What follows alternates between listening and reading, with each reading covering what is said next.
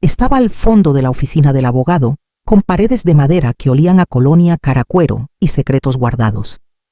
La lectura del testamento se alargó más de lo esperado, llena de formalidades y números que apenas registré, hasta que el abogado carraspeó y leyó la última cláusula. A Ana Sofía Torres. La casa ubicada en la calle Morelos, 278, pagada y mantenida durante 30 años, se le lega en su totalidad como muestra de un amor eterno y gratitud. Las palabras resonaron en mis oídos como un eco traicionero. Parpadeé. Una vez, dos. Seguro había oído mal. Pero el abogado no se detuvo ni siquiera me miró. Siguió con el próximo beneficiario como si lo que acababa de decir no hubiera partido mi vida en dos. Ana Sofía Torres. Un nombre que no había escuchado en años. Sentí todas las miradas sobre mí. Un primo tosió incómodo. Mi hijo mayor a mi lado se tensó, pero no dijo nada. Mis rodillas temblaron a punto de ceder, pero me mantuve en pie. El orgullo es una droga poderosa, a veces la única que te queda. 30 años. 30 años de turnos eternos, noches en el hospital, vacaciones que nunca tomé presupuestos ajustados al centavo. Llevaba almuerzos fríos para ahorrar y pagar esa casa. Nunca fallé un solo mes con la hipoteca. Luis siempre decía, lo mío es tuyo, Mariana. Mentiroso. Esa casa iba a ser nuestro para siempre. Yo pinté sus paredes. Yo sembré el jardín. Yo derramé mi alma en esa cocina la noche que perdí a nuestro segundo hijo. Amé esa casa como si fuera parte de mi propio cuerpo. Y ahora era de ella. No me quedé para el final. No quería ver la lástima en sus ojos, o peor, el alivio. Salí antes del último párrafo conteniendo la vergüenza, como si fuera una represa a punto de romperse. El sol de la tarde me golpeó la cara como una bofetada al salir. No lloré. Todavía no. Solo necesitaba aire. El estacionamiento se volvió un borrón. Caminé hacia mi coche en una bruma, cada paso más pesado que el anterior. Mis manos temblaban al agarrar el volante, pero no encendí el motor. Me quedé ahí sentada, silenciosa, congelada. Entonces, lo vi al otro lado de la calle frente a mi hogar. Un letrero blanco brillante clavado en el césped, en venta. Ni siquiera habían pasado 24 horas desde el funeral, ni una llamada. Ana Sofía no perdió ni un segundo. La tinta en el acta de defunción de Luis apenas se había secado, y ella ya había reclamado mi vida como su trofeo. Miré ese letrero por un largo rato, más de lo que quería. Una chispa comenzó a arder en mi pecho, rabia, dolor, traición, todo hirviendo en el mismo silencio sofocante. Esa casa nunca fue mía, ¿verdad? Y tal vez él tampoco lo fue nunca. Luis no fue el amor de mi vida. No como en los cuentos de hadas. No me conquistó con grandes gestos ni me escribió poemas, pero era constante, confiable. Un maestro de escuela con una pensión decente y las uñas siempre limpias. Después de una infancia llena de desahucios y gritos, esa calma era como un refugio. Nos conocimos en una kermés del centro comunitario. Me preguntó si creía en la planificación financiera. Me reí pensando que era un chiste. No lo era. A él le gustaba ahorrar, planificar el orden. A mí me gustaba que no alzara la voz y que siempre usara calcetines limpios. Nos casamos 6 meses después. No hubo luna de miel. No nos alcanzaba. En cambio nos mudamos a una casita de 2 recámaras en la calle Morelos y Luis comenzó a calcular intereses hipotecarios en una libreta amarilla, mientras yo fregaba el piso con vinagre y esperanza. Desde el principio tomé los turnos nocturnos. Como enfermera nueva, no tenía antigüedad, así que agarraba lo que había. A veces eran 3 turnos de 12 horas seguidos. A veces dormía en bancas durante descansos de 4 horas para llegar a fin de mes. Luis decía que tenía sentido que yo manejara el flujo de caja porque estaba más apegada emocionalmente al consumo. Creo que era su forma de decir que a mí me gustaba comprar comida. Así que yo pagaba las cuentas, la luz, el teléfono, la hipoteca. Él manejaba las hojas de cálculo y hacía notas sobre la depreciación del hogar. Debía haber preguntado más. Pero cuando estás en medio de sobrevivir, no te detienes a analizar los términos de tu sacrificio. No era cruel, solo ausente. Tacaño con el cariño como si temiera que dar demasiado causara inflación. No me abrazaba por las noches a menos que se lo pidiera. No recordaba aniversarios a menos que se lo recordara. Siempre me besaba en la mejilla, nunca en los labios. Tenía un cajón en su escritorio que siempre estaba cerrado con llave. Siempre. Nunca lo toqué. El matrimonio necesita límites, decía. Yo lo acepté. Como acepté todo lo demás. Recuerdo una vez, en nuestro 7º año de casados, llegué a casa después de un turno de 16 horas. Estaba tan agotada que apenas podía respirar. Me quedé parada un buen rato, esperando que Luis levantara la vista de su crucigrama y dijera que me extrañaba. No lo hizo. Así que fui a la cocina y preparé té para los dos. Esa era la mujer que yo era. No necesitaba grandes gestos, solo quería que fuéramos equipo. Estaba orgullosa de nuestra casita. Cuidaba el jardín cada primavera. Pintaba los zócalos cada otoño. Recortaba cupones, estiraba un pollo para una semana y aún lograba ahorrar un poco. Cada vez que cruzaba esa puerta me decía que estábamos construyendo algo juntos. No sabía que lo estaba construyendo sola. Todo comenzó con un destello, algo tan pequeño que casi lo ignoré.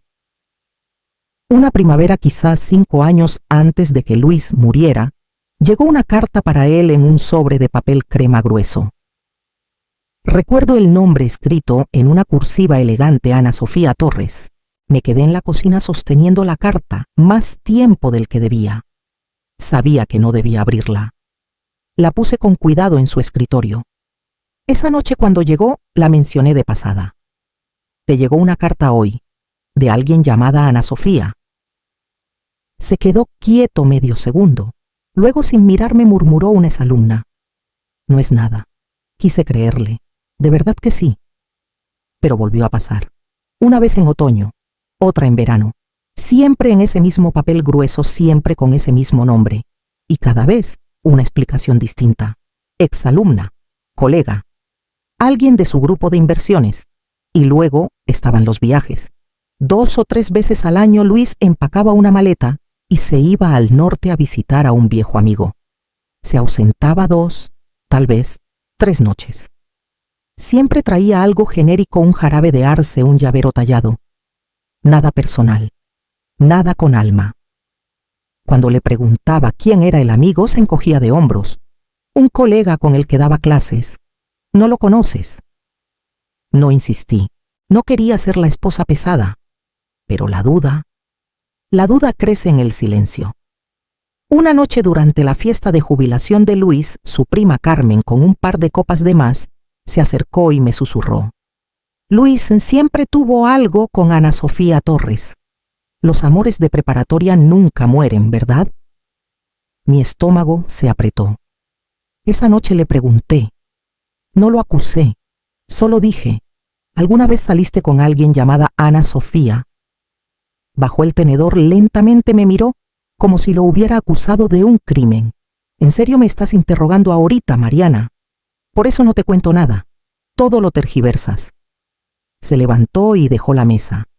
Y yo, como la tonta que era, recogí los platos, lavé los trastes y me dije que no importaba. Pero sí importaba.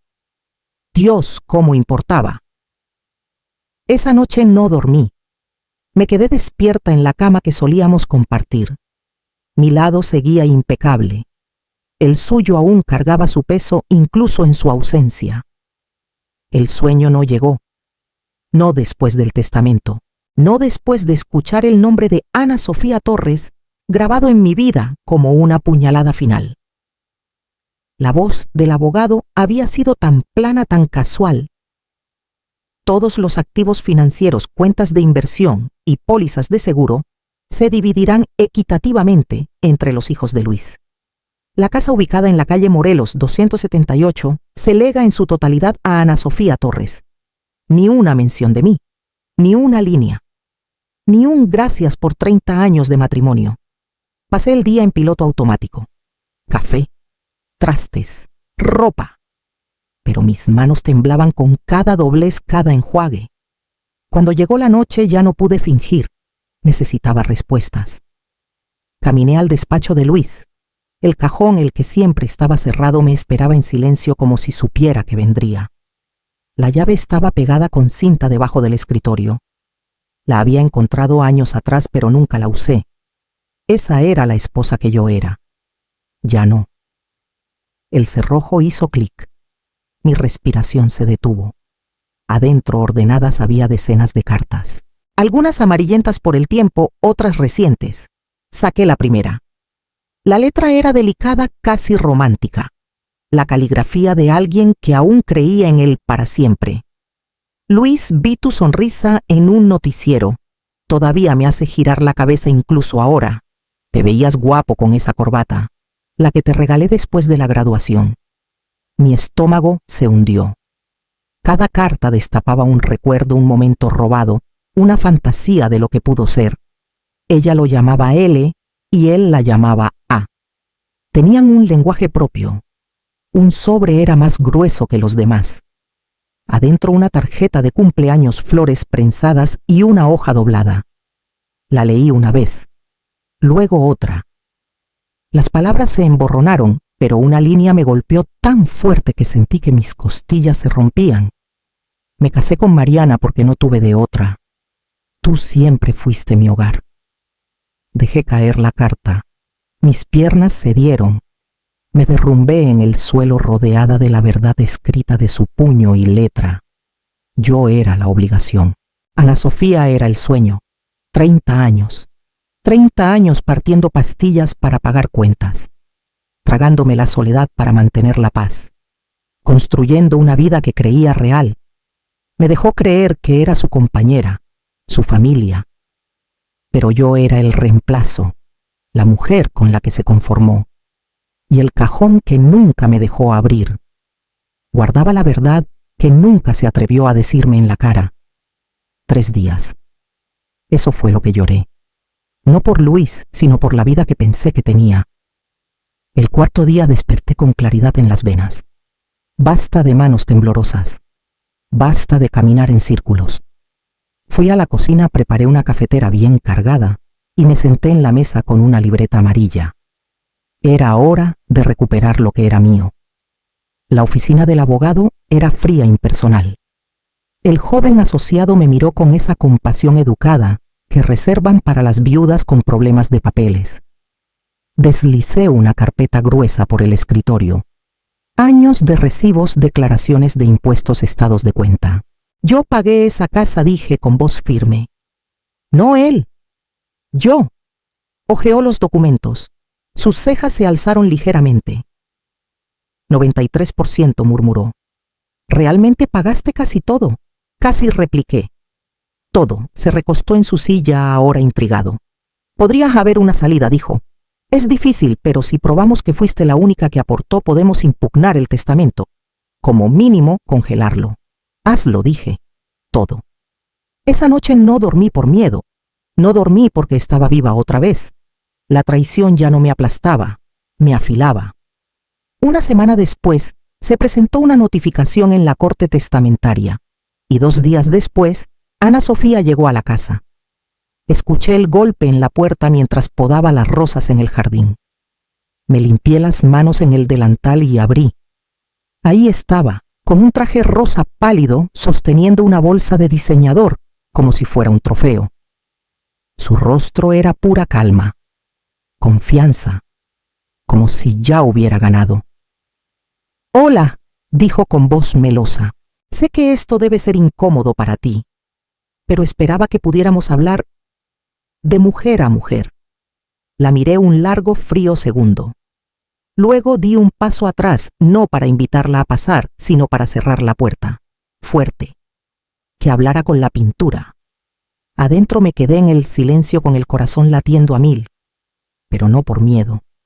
Por algo más feroz. Por 30 años fui la mujer que no pedía nada. Que aguantaba. Que perdonaba. Esa versión de mí murió el mismo día que Luis. Y lo que nació en su lugar iba a quemar cada mentira que construyeron sobre mis huesos y a edificar algo mejor desde las cenizas. La carta no estaba destinada a ser vista, no por el mundo, no por nadie más que ella, pero en el momento en que leí "Tú siempre fuiste mi hogar", supe que merecía ver la luz. Así que la metí en un sobre sin remitente y se la envié a una columnista local, de esas que se alimentan de escándalos y duermen en chismes, de las que saben cómo encender una chispa en leña seca. Una semana después, el titular explotó en cada pantalla y puesto de periódicos de la ciudad esposa, paga la hipoteca durante 30 años. Y el esposo le deja la casa a su antigua amante. Subtítulo: Me casé con Mariana porque no tuve de otra. Dice emotiva carta de un maestro fallecido a su amante secreta de años. El revuelo fue inmediato. La gente hablaba. En las bancas de la iglesia, en las filas del supermercado, en las salas de maestros. Primero fueron murmullos, luego indignación, después vergüenza. No por mí, sino por él, por ella. Ana Sofía Torres. La dulce figura del pasado de Luis de repente se encontró sola. Su club de lectura se disolvió de la noche a la mañana. Los padres de la escuela privada donde era voluntaria pidieron que la sacaran. Nadie quería estar cerca de una mujer que robó un hogar construido con el sudor de otra. El proceso judicial tomó 6 meses. Meses largos, agotadores, llenos de declaraciones, papeles y más manipulación de la que creía posible. El abogado de Ana Sofía argumentó que la intención de Luis era un legado romántico, que yo, aunque no estaba en el testamento, había disfrutado de décadas de residencia. Pero mi abogado joven, astuto, implacable, respondió con cada recibo que guardé, cada peso que pagué, cada depósito que salió de mis manos. Y la carta. Cuando la presentaron como evidencia, el juzgado quedó en silencio. Ahí, en tinta negra, estaba la frase que destruyó todo lo que Ana Sofía había intentado pulir. Me casé con Mariana porque no tuve de otra. Tú siempre fuiste mi hogar. La jueza, una mujer sin dramas, miró directamente a Ana Sofía al dar el fallo. El difunto no informó de las contribuciones financieras de su esposa y presentó falsamente la propiedad como suya. Dadas las pruebas abrumadoras del aporte financiero de la señora Mariana Guzmán, este tribunal falla a su favor. Se otorga la restitución financiera completa. La propiedad será liquidada y las ganancias divididas en consecuencia. No lloré. No frente a Ana Sofía. No frente a su abogado que parecía haber pisado su corbata favorita. Pero cuando llegué a casa, mi verdadera casa, me senté en el porche con una copa de vino descalza y dejé que el viento se llevara todo. La casa salió a la venta la semana siguiente. Esta vez el letrero no era de Ana Sofía, era mío. Ella vino a recoger sus cosas. No estaba ahí, no necesitaba estarlo. La cerradura ya había sido cambiada. El abogado se encargó de todo. Dejó una caja con figuritas de cristal, las que sabía que Luis le había comprado a lo largo de los años. Las doné a una tienda de segunda mano sin siquiera abrirla. Que alguien más limpiara sus mentiras. La justicia no llegó con fuego ni furia. Llegó con firmas, con silencio, con el eco vacío de sus tacones saliendo de mi pasillo por última vez. Ese fue el sonido de la victoria. La casita no era imponente. No estaba en una colina con columnas majestuosas, ni tenía pisos de mármol que resonaran con zapatos caros. Pero tenía luz. La luz de la mañana se derramaba por la ventana de la cocina como miel tibia y cada cuarto olía ligeramente a lavanda y sal. El mar estaba a 2 calles y cuando el viento soplaba del este podía escuchar las olas susurrando con la orilla. Era tranquila, pacífica y mía. La compré con el dinero del acuerdo, mi parte de la casa que construí y la justicia que gané. Sin codeudor. Sin permisos, sin nombres de por medio, solo mi nombre en la escritura en letras firmes. Mariana Guzmán. Lo primero que hice fue arrancar las cortinas feas y dejar que la luz entrara de nuevo. Lo segundo fue adoptar una gata. Era vieja, medio ciega, con una cicatriz en el lomo. Dijeron que no se llevaba bien con la gente, pero cuando metí la mano en la jaula no se inmutó. Solo se acercó lenta y decidida, como si me hubiera estado esperando. La llamé Rosa. Dormía en el alféizar durante el día y se acurrucaba junto a mis costillas por la noche como un latido que no sabía que necesitaba.